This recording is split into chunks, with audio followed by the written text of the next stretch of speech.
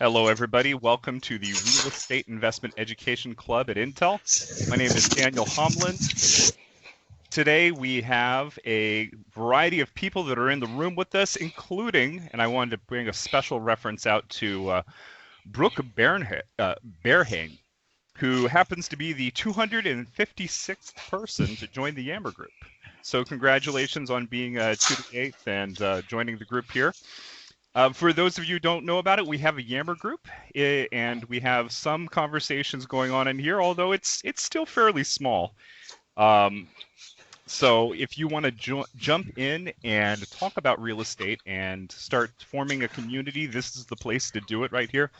We're soon going to be asked to move off of Inside Blue in terms of a hosting platform for hosting both the presentations that speakers have brought in as well as the videos themselves. So I'm looking for other alternatives. I know there's videoportal.intel.com. For whatever reason, whenever I upload videos there, they're still put on private, even when I try to make them public. So I'll need to work through that. But before we get started, let me just go over some of the people that are going to be joining us here in the near future. Obviously, this week we have, I'm the speaker, and I'm going to be speaking about finding and evaluating single-family home investments. Next week we have Leka Debtha, who is going to be speaking on fix and flips, and she is a REI networker in the Seattle area.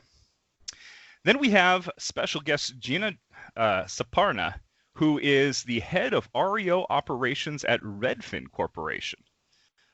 So I'm happy that she's going to be coming in, also in response to people who have wanted more information about how to invest in single-family homes. Soon, although this person's not on the calendar yet, but we're going to have the CEO of Roofstock coming in order to speak to us. So even if you're not on the line, and I'd love some other people's help in this regard also, but if you could mute people who aren't speaking, that would be wonderful. And then we also have Jason Thiel, who is, as part of him coming in and speaking, he had to get special clearance to do so. But he is a very, we're lucky to have him as a speaker. He's a very prominent speaker, and if you want to know what he does, you have to go look it up on LinkedIn. All right. After that, we're going to have Joseph Brahman, who is a developer. We have Terry Stiers, who is one of the most active fix and flippers on Bigger Pockets. And then Corey Thomas is coming in later. He's actually the one I was thinking of earlier, who will be talking about 1031 exchanges, as well as reducing taxes and Delaware statutory trusts. So he's going to come in and speak to us about those topics. We have a few more people here who I just haven't put on the schedule yet, but are booked, and probably look forward to seeing their email invite go out soon. So before I get started, does anybody have any subjects or questions that they want to start the meeting off with before we get into the meat of how to find and evaluate single-family homes? Hey Daniel, this is Som. Hello. Hi, I was wondering if it's possible to have like a future talks on maybe real estate crowdfunding platform, like Fundraise or Realty Mogul. What's their pros and cons? Yeah, I'll put that down. Thank you. Anybody else?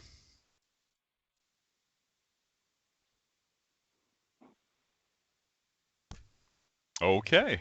Hey, Daniel. Yes.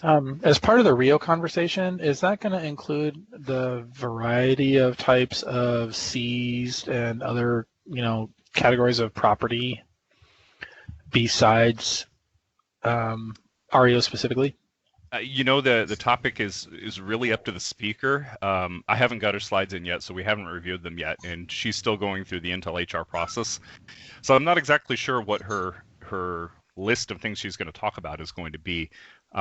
If she does a thorough, job of the topic, I imagine she'll cover those, which I assume she will.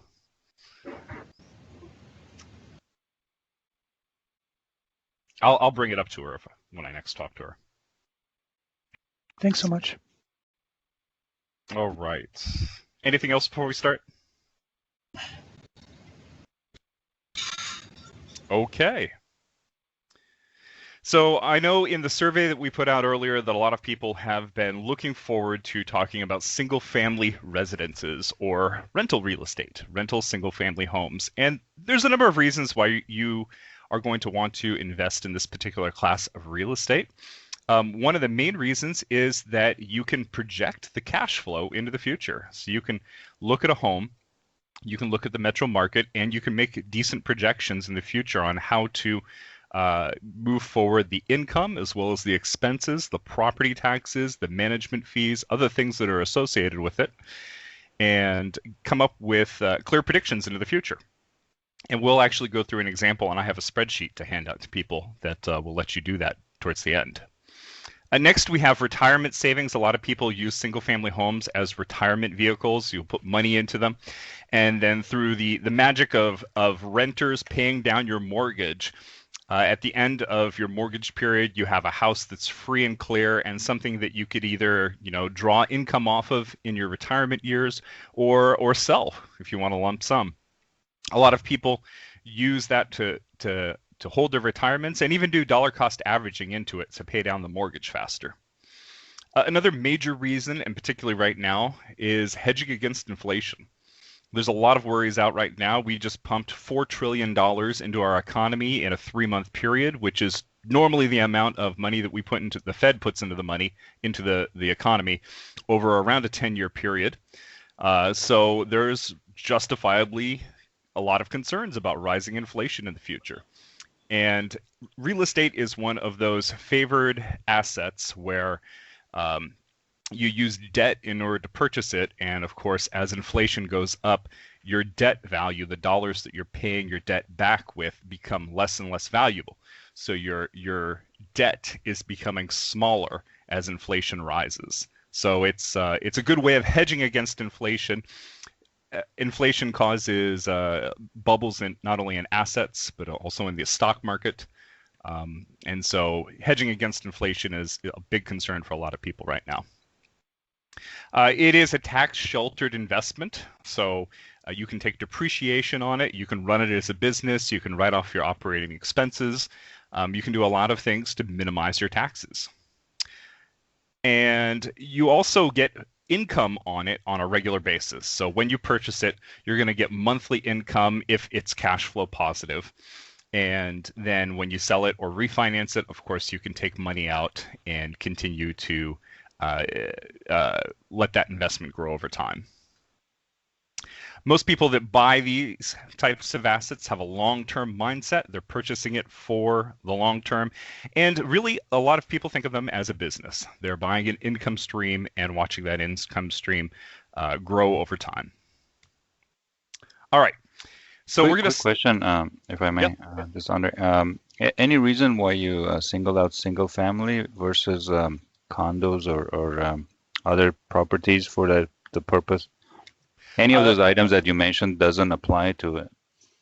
No, all of these apply to condos as well. You're going to have slightly different expense streams if there are condo association fees involved. But this applies to condos also. Okay. The main reason why is just simply because somebody asked for this topic. Okay, so 8 factors to consider when you're looking at making a single-family home purchase. First of all is the location. You can change a lot about the property, but you can't change the location of the property, whether it's in a desirable area, an area that has a diversified economic basis, good job opportunities, it's an up-and-coming area.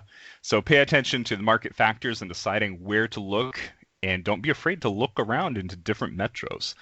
I know that I've talked to a lot of people who feel very comfortable in investing right around where they live because they want to be able to drive there and see it. And I know a lot of people that have had success, particularly now with the amount of information that's available on the internet, with investing outside of their particular area. So long-term rental houses are definitely on the rise, and they'll continue to be on the rise in the future. So the income and cash flow, we're going to go over a cash flow statement later on so that we can see exactly how this works. The property type. So the gentleman earlier mentioned, am I singling out single-family homes? No, this really applies to single-family homes. A lot of the analysis applies to multifamily homes as well. Duplexes, apartments, townhouses, condos. Each type comes with unique advantages and disadvantages, and so you need to be able to look at the pros and cons of each of these in the area. And then you're going to want to look at your tenants. Being able to tenant screen is one of the most important things you can do in a single family home. Simply said, because in a single family home, you either have 100% occupancy or you have 0% occupancy. So selecting the right people to come in and rent your home is extremely critical, particularly now. I'm going to get into the mega trends of 2020 in just a moment. And mega trend number 2 is a moratorium on evictions. So having the right people inside your home is critical, particularly in times like these. Vacancy rates. Every different metro, and there's a little over 430 different metropolitan statistical areas in the United States, has a different vacancy rate and moves up and down differently according to the jobs that are in the area. So making note of what the common vacancy rates are in your particular area is important for being able to forecast into the future. And then your rental strategy, focusing on either short-term rental, long-term rental, what types of homes in the area are doing each of those types of strategies, and how can you maximize your yield. Then lastly, what are your operating expenditures? So these are expenditures on maintenance, equipment, insurance, utilities, if you as a landlord are paying any of the utilities, and then capital expenditures, which are treated differently within your business. Capital expenditures are improvements on the property that actually raise improve the property. So these things include, adding to the property, putting on, air conditioners or other types of upgrades to the property. All right. So before we get into the analysis of a particular home, let's just go over some of the mega trends that are happening in 2020. 2020 is a very unique year in terms of economic news. And so what are some of the major things that you're going to want to consider when looking at single family homes? Now, the first mega trend that we're going to talk about is job losses. Jobs are important in any sector and any real estate area that you're looking at, but it's particularly important this year.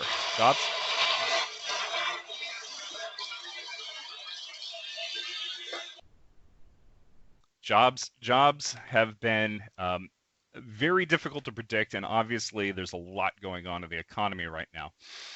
So one of the things that has been interesting is that the job loss has not occurred evenly all across different vertical sectors within the economy. Some of the vertical sectors like leisure and hospitality have just been decimated with, and this is from Unison, which is a source that puts out information on the economy. Jobs losses have been over 600% in the leisure and hospitality area, followed by education and health services with over 400% loss, then manufacturing, wholesale and retail, construction. Surprisingly, information down here, some of the areas, particularly down in California, the unemployment rate has gone up more than a lot of people would have predicted. So those are fairly diversified economies, but they have suffered also in this downturn more than a lot of forecasters were predicting. You'll notice that a lot of the jobs down here, these are your white collar type jobs, and disproportionately the blue collar jobs have been hit up here. And so we're seeing jobs that you can telecommute to, or you can, commute over the internet, as doing fairly well. And then, of course, blue collar jobs are being hit hard.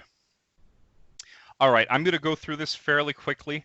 But just to give you a list of unemployment rates, this is as of May 2020, in different metro areas and the major metro areas across the United States. And I'm going to go through 3 slides here: least impacted, semi-impacted, and more impacted or strongly impacted.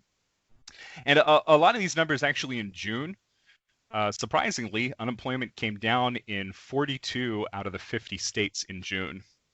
Yes, we can get a copy of the slides, and I don't actually have my eye on the comments as much. So if other people could respond to the comments more, that'd be wonderful. So unemployment, one of the big surprises here, or actually this is not a big surprise. The Midwest has done very well in terms of employment. Omaha is at the top of the list right now with 8.1% unemployment. Arizona, several of its metro areas here have done fairly well, at least as of May 2020. And that's because Arizona did a fairly risky thing, and they did not shut down their job and their job economy, and their jobs have remained stronger because of it. Now, whether that's a good idea or not, that's open for debate, but they've remained with fairly relatively low unemployment due to that. Other areas like Boise, Idaho, and Salt Lake City, these are industrial areas that are up and coming, and they've had good, strong job growth over the last 2 years. One of the ones that surprises me a lot here is Baltimore, Maryland, coming in with very strong. I would have expected Baltimore to be quite a bit further down the list. Austin here was the Silicon Plains, lots of tech jobs in that area. And then Jacksonville as a tertiary market is doing fairly well. This is another surpriser. Miami made it into the top 12. I would have expected that to be further down the list. But here are some of the areas where unemployment's doing well. And then unemployment in the mid-range, we have Kansas City, Atlanta, Georgia, San Francisco, San Jose. A lot of the California metros are in this particular area. These unemployment rates are a little higher than the ones before, but they're in the mid-range. And then the cities that have been decimated, and I mean decimated in terms of higher than a 10%, 1/10 of the employment has disappeared. Portland actually coming in here, and this is as of May at 19.11%. This, I would expect, will probably continue to trend upwards, as it probably will in a lot of these metro areas. But obviously, Honolulu, Las Vegas, these areas that rely heavily on tourism are very strongly hit. And Detroit down here. Detroit has been widely considered to be the weakest economy in the U.S., and they were also the hardest hit in 2008 when the economy turned down. And just to see right here, 5 in 10 people unemployed in Detroit, that is a horrific number, and I hope that improves quickly. The second megatrend that we're seeing, and let me keep my eye on the time, is the moratorium on evictions by state. So different states, and this is as of May 20th again. Several of the states that are in this have extended their moratoriums. California, Oregon, I know in particular, have extended their moratoriums. Texas is already processing evictions. But right now we're seeing a freeze on evictions in these states. And what that means, practically speaking, is that people who would have been evicted during this time are, of course, staying in the properties. And that is good that there's people not on the street, but it's also creating a backlog, a pressure of people that will need to go through an eviction process once evictions resume. So I expect to see the courts, once evictions resume, will probably have a backlog of people that they are processing. And we'll probably start to see, at least from a landlord's perspective, much longer wait times in order to get an eviction processed. So this is one of the big mega trends as of 2020. And if landlords are having enough trouble with gathering fees from their tenants, there are various measures that have been put in place towards mortgage forbearance. And there's various opinions on whether you should do mortgage forbearance or not. Basically, that just means delaying the payment of your mortgage. Usually the payments are added to the end of your mortgage. So instead of paying them currently, you're paying them at a later date. That stays on your record. It is being noted whether you take mortgage forbearance or not. So a lot of real estate investors are warning others that it may hurt their ability to purchase properties down the line in the future if they take forbearance, but it's there as an option for people who need it. All right, and then the third big mega trend that's going on in 2000 is home buying is up. It's actually way up. In July this year, home buying in actually, I need to look this up. I believe it's the United States overall is up 21% over June home buying last year. So home buying, if you go look on any of the major economic papers, there are articles that talk about Zillow shares surge because of home buying. Home prices surge amid pandemic advice for buying a house this summer. Mortgage applications to buy homes surge, the highest in 11 years as the rates hit survey new low. And a lot of this is being driven, of course, by the Fed lowering rates to 0 to 25 basis points. So the rate at which the Fed is lending money to the banks has gone down very, very low. Initially in March, that actually caused a huge number of people to put in mortgage refinance applications. And in fact, it was so many that banks couldn't actually process all of them. So banks started having longer wait times to process mortgage applications. And so in order to slow down the rate of mortgage applications, the banks actually raised their rates. And so in March and April, we saw a raising of mortgage rates in order to slow down the glut of people that were coming in order to refinance their homes or to buy new homes. And that's started tapering off a little bit, and we've seen mortgage rates drop. They were up at the high 4s and 5s, depending on for a 30-year fixed, and now they're starting to move down into the 3s and even low 3s. And I've heard of people getting mortgage rates down to the 2s. So we're seeing here's the article that I was referencing earlier. Existing home sales surged nearly 21% in June, highest monthly gain on record. CNBC. So the implications of the pandemic buoy of single-family housing demand. New sales rose 16.6% month over month in May, pushing up the rate by double digits on an annual basis. Additionally, purchasing mortgage volume was up 33% year over year as of late June, pointing to further gains in the month. The largest jumps have been in the northeast and western regions of the U.S. as people are looking to get out of dense cities that are more at risk for COVID-19 spread. So moving to the suburbs has been a trend that we're seeing, and we're seeing a lot of movement going from primary markets to secondary and tertiary markets. So keep all of this in mind as you're looking at an area to buy a single family home. That demographics are an important part of knowing whether that property will continue to be occupied, whether rents will continue to hold in a particular area. And so it's good to know these demographic trends and to keep on top of them. I'm not going to play this, but I will put the link here in the chat, or somebody, if they could actually find this on YouTube and drop the link in the chat for me, that would be wonderful. But this was a really good chat with the CEO of Redfin, and it's about 7 minutes long, and I highly recommend that people, if they want to learn more about the current trends, and particularly the trends that the CEO of Redfin is seeing, this was a great interview. So Daniel, quick question on that trend on the buying. Is it how would it compare to post the 2008 financial situation where big banks and lots of investors flooded into the market buying up all these rental properties?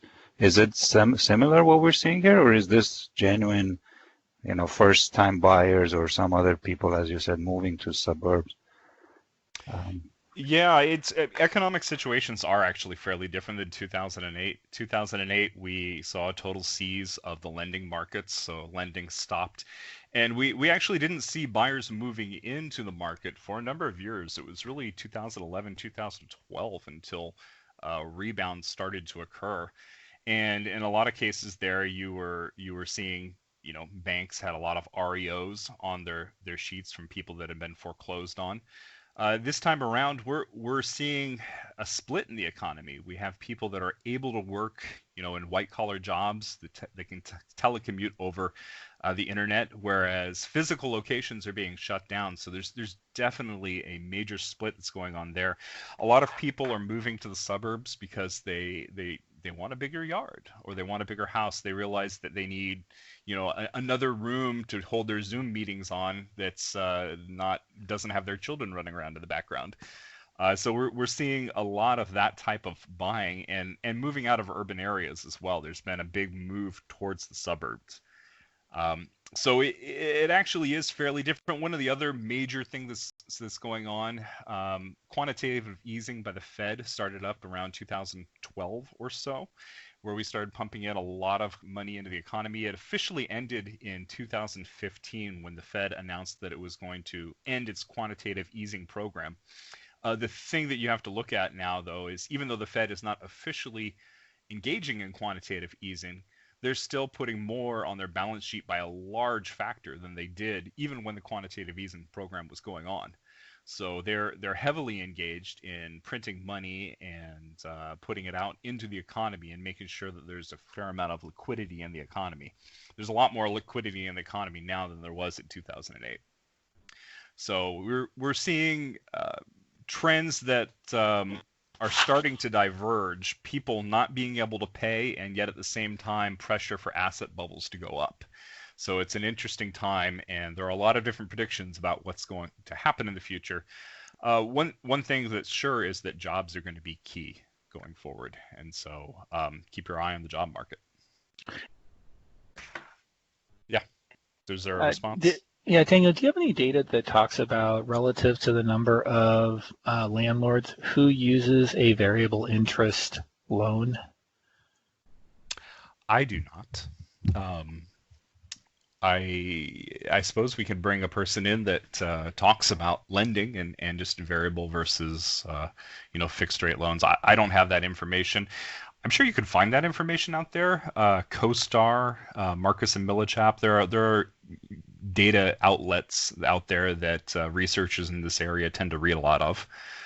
The reason why the reason why I'm wondering is just kind of thinking about as all of the moratoriums on foreclosure on evictions occur and then consequently on mortgage and all kind of walking that cycle.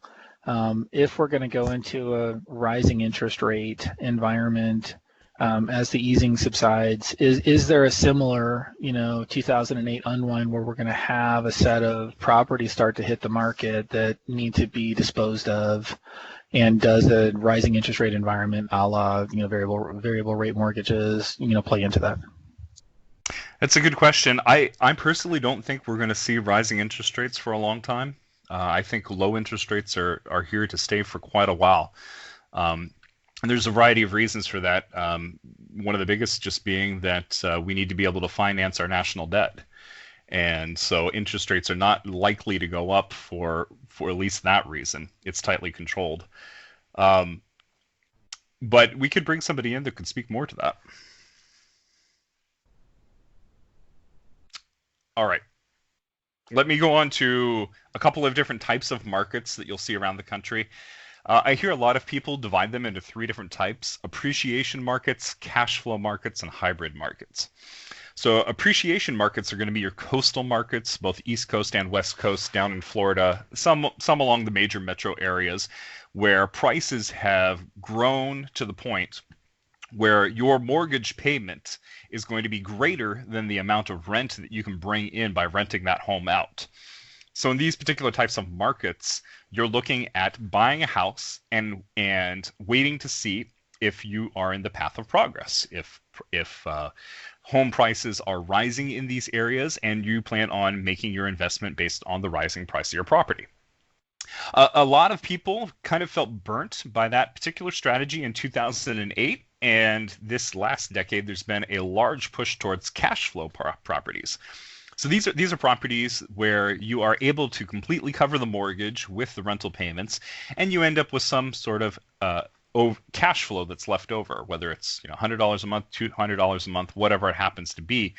These particular properties are not properties where you are feeding the beast. You are getting money out of them, and it enables you to be able to weather more difficult economic times as they come up. So particularly in uncertainty and uncertain times, looking for cash flow properties, I think, is a smart thing to do, which is one reason why you're seeing a lot of renewed interest in properties in the Midwest. A lot of the Midwest markets tend to be cash flowing markets. Home prices are still relatively low, and rental prices proportionally are higher compared to the price of the property. And then hybrid markets, hybrids combine these two. You can usually find cash flow in them, but they are rising as well. These tend to be a lot of your secondary and tertiary markets, particularly along the coast. But you can find them in other parts of the country as well, in Ohio and other areas. All right, performance metrics. So we're going to go in and look at let's see. We're going to look in. Let me quickly go over 3 methods of appraisals. The common way that single-family homes are appraised are through the sales comparison approach. This is where you look at various other properties that are surrounding it, and you come to the conclusion of what the value of your property is based on similar properties around it. The income approach, this is used more in commercial properties where the income of the property or the price of the property is based on the income that it produces. And then the third commonly accepted method, although it's not commonly used, is the cost approach, which seeks to find out what the property would cost to replace. So it takes into account the land value, the home improvement value minus the depreciation, and come up with an estimation of what the cost would be to replace the structure. So these are the 3 different types of appraisals, and in single-family homes, the sales comparison approach is the one that's used. All right. Let's look at a property investment summary. So here you'll see a lot of the details that you should be looking into when you're evaluating a home, including not only the square feet of the home, the market that it's in. This particular one's in Memphis, Tennessee. It's 3 bedrooms, 1.5 baths.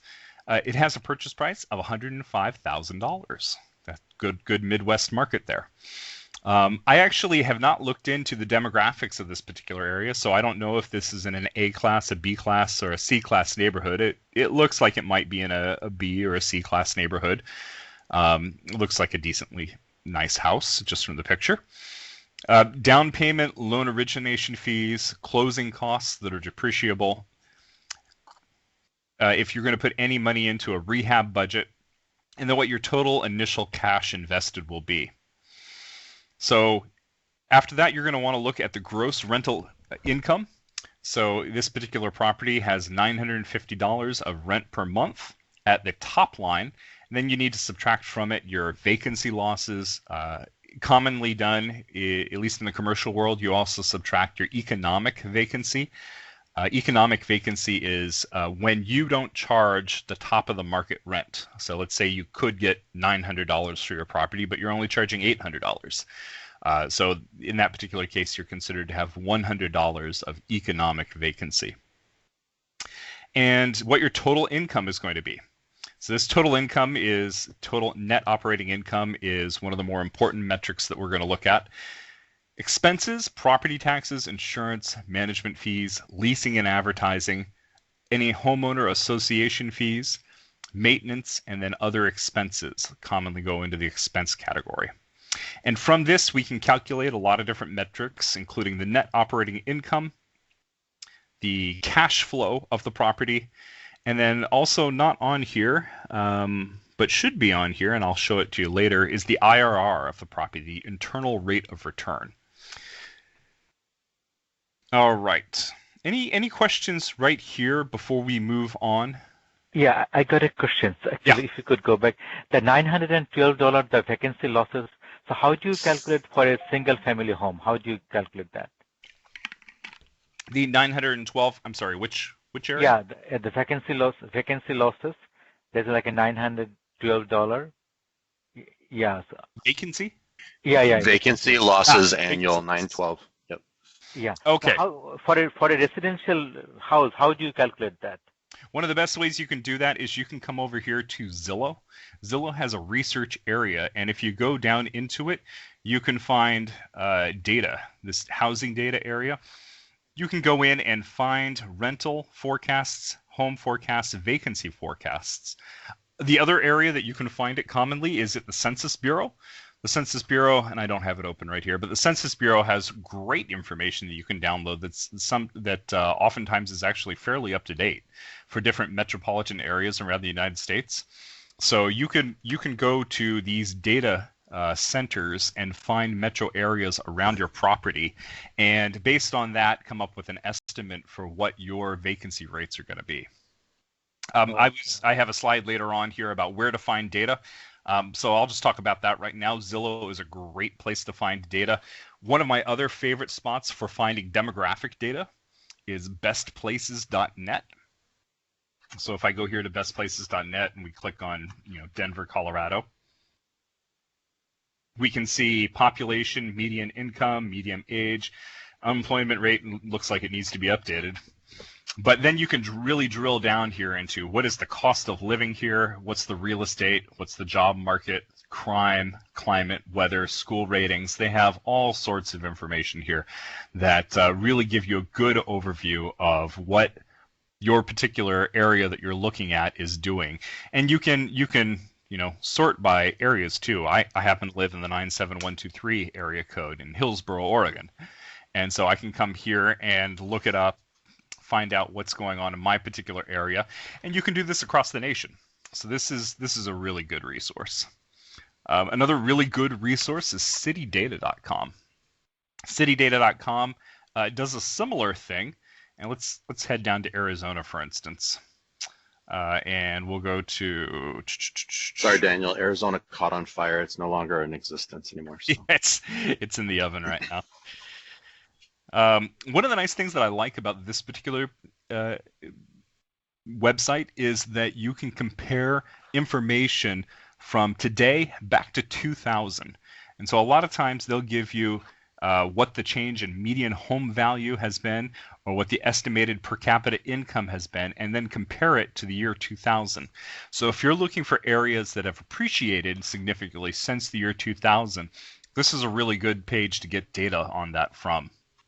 They also have really good crime statistics, and they give you maps of median household income, prices, crime, things like that. Breakdown of races. Another good website for finding out information to check out your particular metro is Justice Map. Justice Map is going to talk mainly about the demographics of people that are there, breaking them down to age, sex, religion, race, things like that. I don't know why it's not loading right now, but it's another good site that has all sorts of information about particular metropolitan areas. Okay.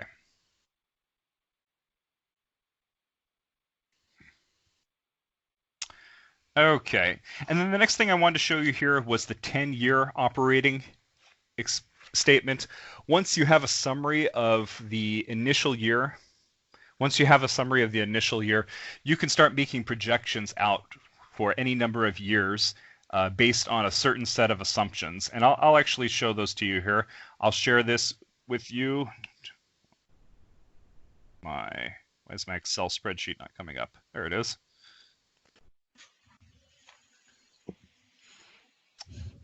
So apparently I can't get to my window menu here.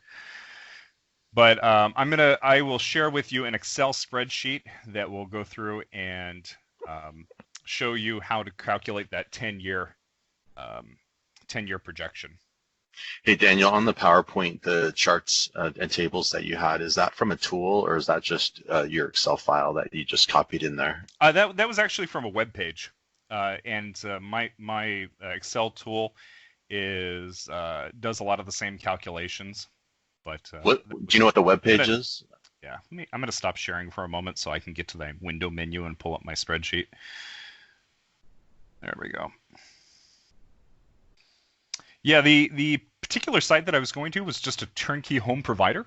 In this particular case, it was jasonhartman.com. He's a popular real estate podcast personality, and he has a single-family home business that he runs. All right. I've got my spreadsheet up, so I will share my screen again.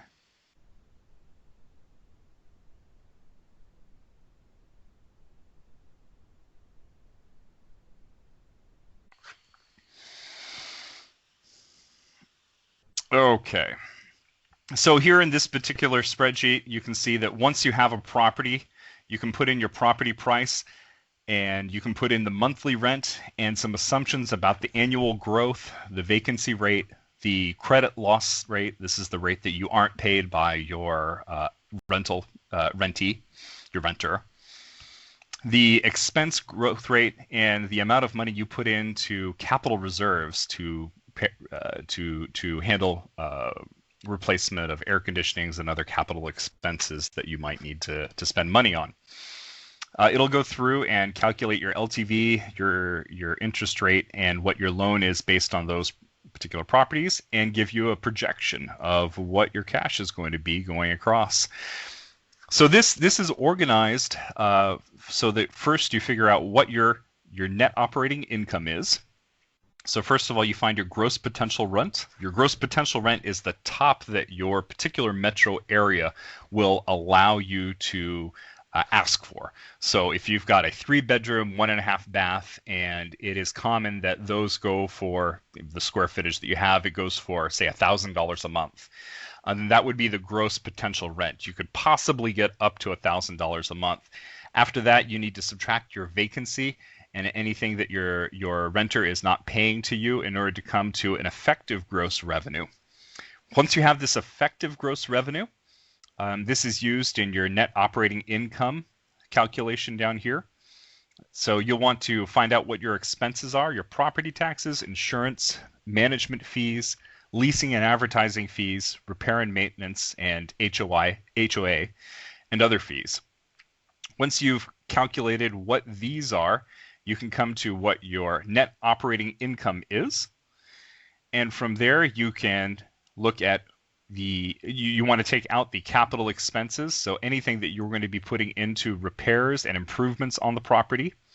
And then lastly, your debt, so your principal and interest payments, in order to arrive at what your cash flow after your debt service is. Debt service is just your mortgage payment. So once you can come to this particular value here, you can start calculating your return metrics over here. These return metrics are your going in cap rate. This is the amount of, actually I should go back to my presentation for these, but the cap rate is the amount of income that you're producing on this property versus the amount of money that you have put into the property. So let's say you've got a $100,000 property, you put 20% down. That means you've put $20,000 in, and let's say that it, just to make the math simple, it makes $1,000 a month. In that particular case, you have a 1/20 cap rate or a 5% cap rate.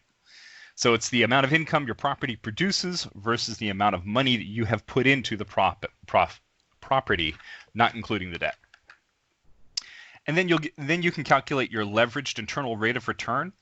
This is I will go back to my slides for this particular one. Internal rate of return, what is it? So the internal rate of return is a fairly complicated calculation, but what it does is it looks at each of the cash flows that your property is going to pay out to you. So it looks at your initial payment into the property, your monthly cash flow, and then the amount of money that you get at the sale or disposition of your property.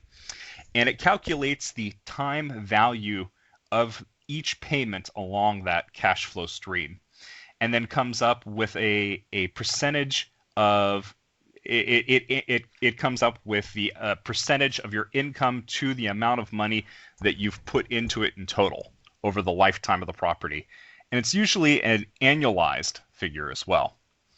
So one way of illustrating this really simply is if you know the old Popeye cartoons here, you have Wimpy. Wimpy says, "I'll gladly pay you Tuesday for a hamburger today." Well, if you wanted to turn this into an internal rate of return calculation, he could say, instead of paying you $1 for your hamburger today, I'll pay you $2 on Tuesday. So in this particular case, he's said that he's willing to pay 100% extra or an extra dollar if he can have the hamburger later. Well, there's a certain value that's attached to being able to pay later. And that value is the value that is being calculated by this internal rate of return. So it's a very accurate way of basically understanding what your annual return is going to be on a piece of property based on all the distributions of cash that it provides you. Okay, and then one other really important metric, cash on cash return. Investors look at cash and cash return in order to determine the relationship between initial cash invested and the net operating income of a property. So the formula can reveal the annual return on the investment. So this is commonly used in order to see if you are going to be receiving cash throughout the lifetime of the property, not just at the beginning of the property where you're putting money into it, and at the sale where you're getting money out of it, or at a refinance event where you're getting money out of it. But what is the ongoing and continuing amount of money that you'll be generating through the property? Okay. And we talked about cap rate, we talked about cash flow. So these are the three metrics that you often need to look at. The cap rate, which compares the annual net operating income with the purchase price. So this metric allows you to compare a particular property and the cash that it generates to other properties that are on the market. The cash on cash value allows you to compare the amount of income that's being produced by the property throughout the lifetime of the property. And then the internal rate of return also factors in the purchase price and the sales price in order to give you an overall annualized rate of return. So these are three important metrics that you need to look at when considering a home to buy. All right. And then lastly here, I want to talk about turnkey solutions. Turnkey property providers are companies that are out there that go around. Usually they'll rehab a home. They make it available to people to buy in a market-ready condition. So in this particular case, these companies have gone and made the property ready to rent. Sometimes there's even a renter that may come in tow with it. So when you purchase this property, there might be a renter already installed in it. Some turnkey solution providers provide rent guarantees. So they may say that we guarantee your first 6 months of rental income. I would be wary a little bit of rental guarantees. There's always risk involved with investment, and if somebody is guaranteeing you that you can make money, then they are definitely making that up in some other manner, whether it's selling at a higher price or there's always risk involved. The management company might come with the turnkey provider. So oftentimes these companies will have a management company that they partner with, or they themselves are the management company. And so they'll sell the property to you in a ready to purchase state, but then they'll charge you an ongoing management fee. And these are good for people who want to be completely in control of the deal. You are responsible for the property, and you are also responsible for managing the management company on the property.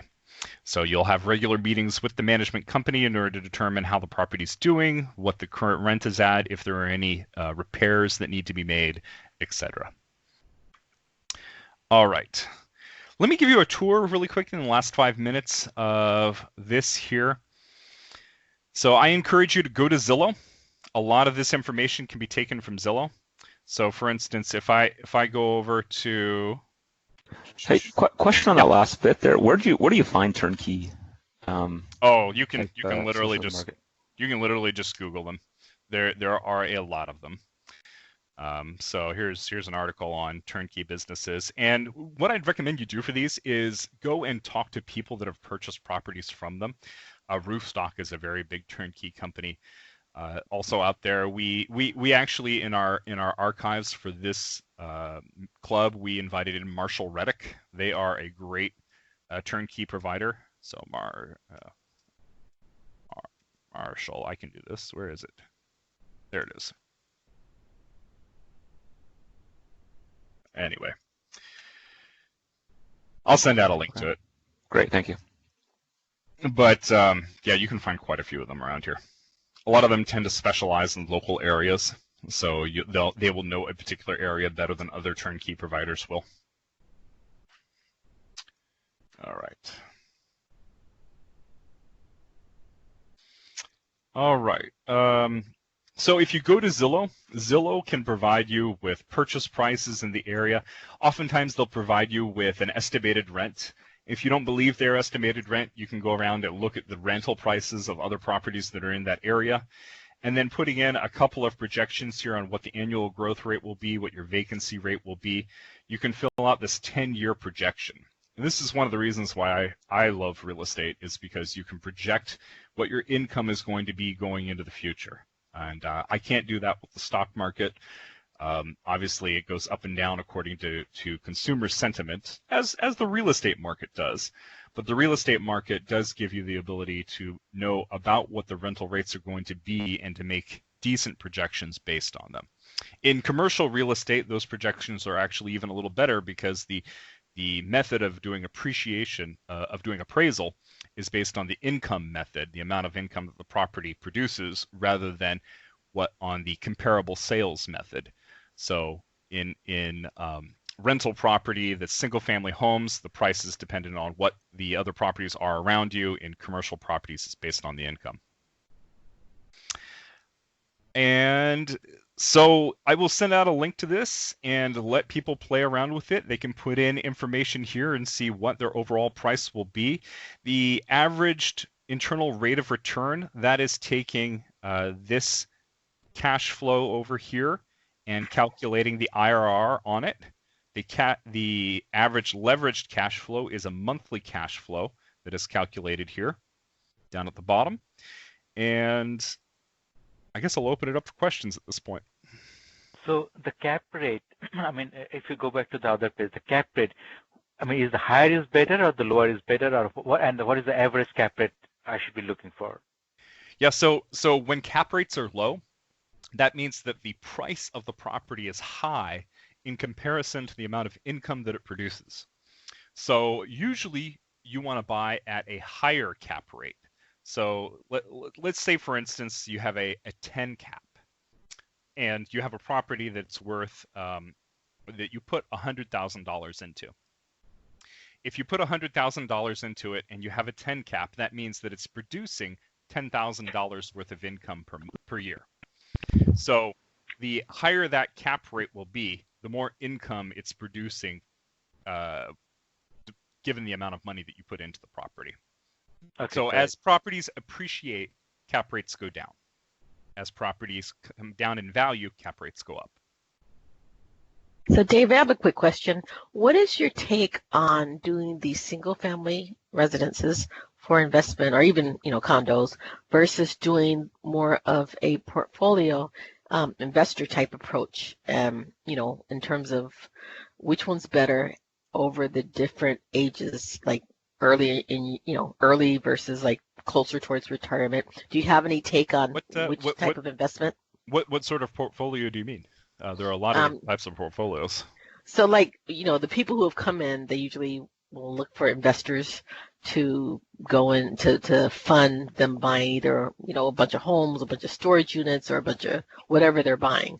So kind of like the Shark Tank thing. So. Yeah, I mean, there's a lot of different real estate strategies you can pursue in a portfolio. So it's hard to compare it directly there. One thing I will say with single-family homes, they're usually fairly straightforward, at least in terms of the analysis. You can find out most of this information, on publicly accessible websites, and make very good calculations based on publicly available data. So single-family homes tend to be easier to manage, although you do have to manage them yourself once you get 5 to 10 single-family homes, and you have calls with the property managers. You might have one property manager managing all of them, or maybe they're in different locations and you have different property managers managing them. But it starts to be a lot of work once you get to that point. If you're buying a portfolio, assumably somebody else is managing it, so you don't have to be the manager in that case. But it depends on their particular investment strategy and what they're investing in. Does that answer your question? You don't have a preference either way, doing a portfolio investment versus a single family. You do both? I do syndications, which are groups of people buying a single property. So it's not a portfolio because it's a single property, but it's also something in which there's a manager and somebody managing it. So I actually don't do either. Okay. Yeah. Thanks. But single family, for the portfolio manager, if you know them, if you trust them, then it could be a great way to go. But if also, on the other hand, if you like to have the ability to, write your own future and be the person responsible, single families are a great way to go. So it kind of depends on your investing style. All right. Any other questions? Hey, Daniel, I may have missed it, but did you talk about pro forma at all when you're looking at properties? I didn't talk about pro forma. So pro forma is usually when the selling broker or the selling agent puts together a informational sheet on a particular property. So they will give you a pro forma number, which might be the amount of rent that you can expect to collect on a particular property. So pro forma means this is a information that is put together by the seller. Oftentimes, pro formas tend to look at the sunny side of life, if I can put it that way. They are optimistic by nature because the seller is presenting them like that. And so usually what you'll do is you'll look at the pro formas and take them with a grain of salt and then go do your own research. Figure out if you think these pro forma numbers really do hold water. And, oftentimes by law, they have to be reasonable and close and based on good data. But it's still up to you to do your own due diligence. Did you have a different question about pro forma?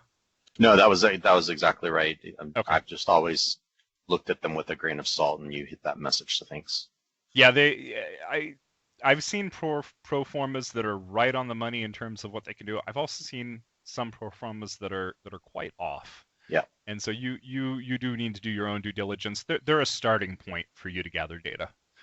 But I guess the only reason I bring that up is a lot of the filters and stuff when you're looking for properties, they're based on pro forma. So if you're filtering and you find something, you're like, oh, this looks really good, you got to drill down into the numbers. Yep. Yeah. And I would encourage people, if you really want to know what the numbers are, of course, data on a website is usually going to be pro forma. If you really want to know what the numbers are going to be, go and call a property manager that is in that area. So if you want to buy in Indianapolis, go call a property manager in Indianapolis. Ask them what properties are like. A lot of them will speak to you at length. They want to get your business. So you do have to keep that in mind. But they'll also give you a third-party opinion of different neighborhoods, what the rental rates are in those neighborhoods. So calling people is still a good skill to have. All right, and it looks like we're at the top of the hour. I want to thank everybody for coming here. And next week, we are going to have Leka, who is going to be talking about fix and flips in Seattle. Have a great weekend, everyone. And if you have any questions, put them on Yammer, and we'll talk about them there. Thanks, Dan. How do we get the materials that you presented? I will link them inside the previous speakers page. Okay, thank you. Do you also share this spreadsheet with us? Yeah, I can link the spreadsheet as well. Okay, thank you. No problem. Sorry, where are you going to share the slides? Where can we find the previous presenters page? Sure. Let me switch over here. Share this desktop.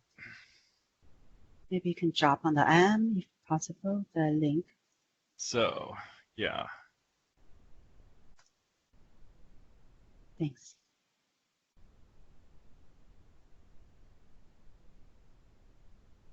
Here it is.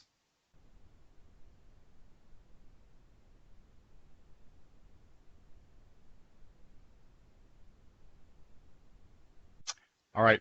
Have a good weekend. Thank you very much. Bye. Thank you. Have a good weekend. Bye.